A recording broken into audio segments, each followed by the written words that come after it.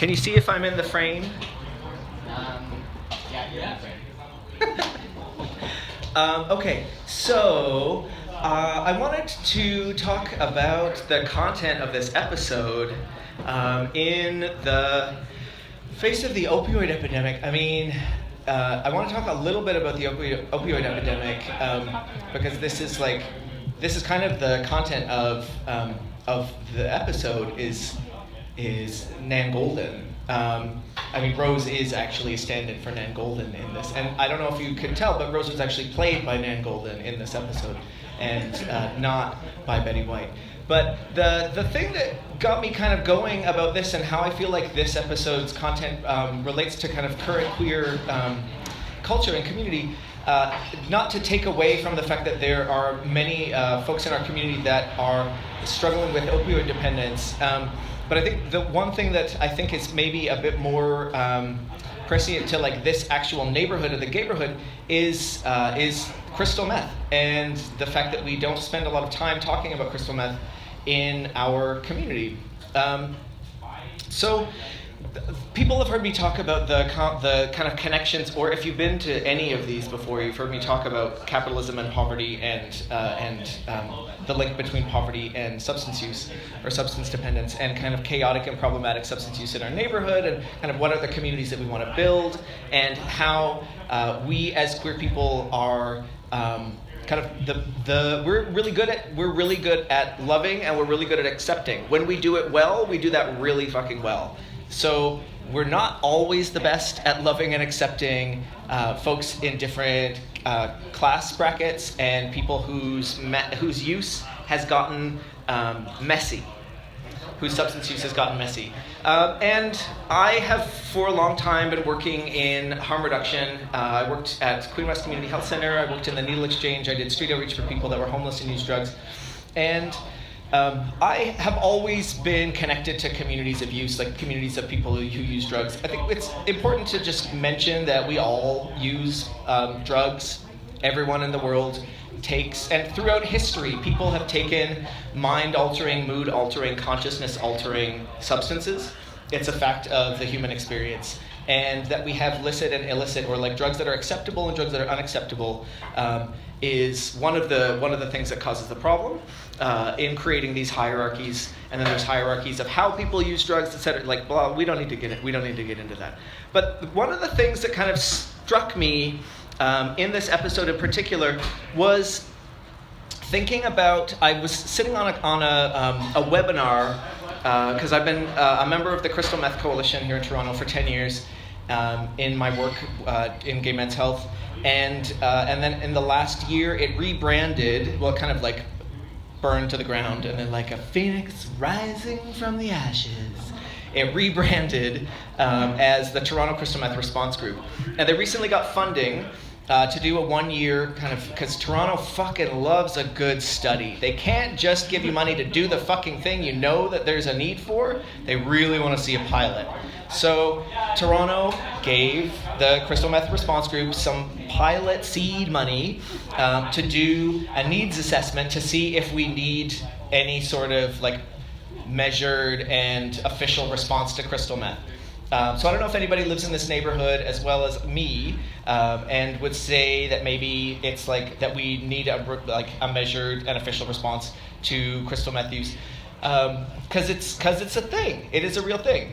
And one of the things, so I was on this webinar, one of the things that struck me about it was some of the like official gay dudes on this webinar were broing out about their credential. This is the thing that drives me batshit crazy, is when like therapists bro down about the like validity of relationships and about like what is good for communities and what is not good for communities, what is good for individuals and what is not good. And as someone that I get so excited about talking about drugs. So one of the things that was frustrating in this webinar was that there were all of these therapists, like credentialed dudes, talking about how in communities of use, or like in the networks of people who are using crystal together, or using crystal and G, or like T and G, or doing party and play, having chemsex, all of the ways that we kind of frame that the relationships that were being formed were meaningless, or that they weren't meaningful. And they kept saying over and over that these are not meaningful relationships. And essentially saying that when people end these relationships, when they work towards recovery, that they sever ties with these communities and find their ways back to, back to happiness and back to wholeness and back to wellness. And I was like trying so hard to not jerk off while I was hearing the word. I was like doing this game where you like try to not make the word wellness give you an orgasm, and they kept saying the word so many times, and it's such a trigger word for me in terms of my sexuality. So there was a wellspring of wellness happening in this webinar, and it rotted me that they were interested or willing to categorize these relationships as not meaningful because the clients that they are seeing came to them with a self-identified problem. And this is the thing about like our lives as queer people get pathologized so often and have been so quickly and historically just all the time. So thinking that crystal meth, party and play, chemsex is only and inherently a bad thing for people, and that the relationships that we form in those moments and in those communities are temporary, are if not like unhealthy, then a thing that we need to like overcome or grow out of. I find actually really abhorrent. As someone that was oh my God, he's going to talk about his boyfriend again, the ex that never. So I had a long relationship with a psychotherapist, and we had a intimate relationship with a psychotherapist for 7 years, and we talked a lot about this idea of harm reduction and pathology, and the kind of clinical bias that comes when you work in healthcare, when you work in mental health. You see people that are coming to you because they have a concern that they want to work on. So when you become an expert talking about gay men and crystal meth use, and you're a fucking therapist or a substance use doctor, of course you're going to say that it's a problem in our community and no one has a healthy relationship with it. Get out there and fucking start going to the bathhouse, suck some dick and get high on crystal for fuck's sake. Or don't.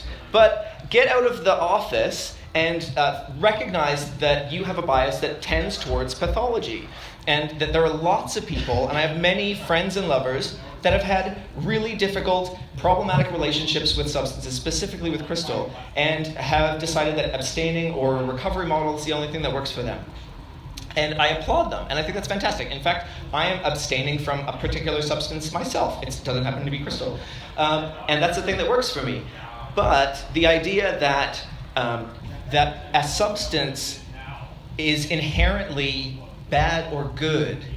Substances don't have motivations, they don't have feelings, they don't have like conspiracy plans. It's our relationship to ourselves, our relationship to the world around us, how we feel about our sexuality, and our ability to feel validated and feel affirmed as sexual beings is how that gets like triggered or gets affected. So when we think about this idea of in these relationships, that like relationships in communities of use are always problematic or are temporary, I want to give us the opportunity to think about when we have a relationship with a therapist. We go into that knowing that it's going to be there for us and it's going to be a thing that we depend on. But we eventually move out of that relationship, whether it's because of economic situation, whether it's because our coverage ran out, or we found a therapeutic cure, or we realize that it's just not serving us, it's not doing what we want it to do. And we would never frame that relationship as temporary in a negative way. We would never say that that's not valuable or meaningful. But so I want to think about how we could look at relationships that we form in communities of people who use drugs and in the party scene as actually meaningful and useful to us, even if we decide that we're not going to participate or not partake anymore. You're welcome.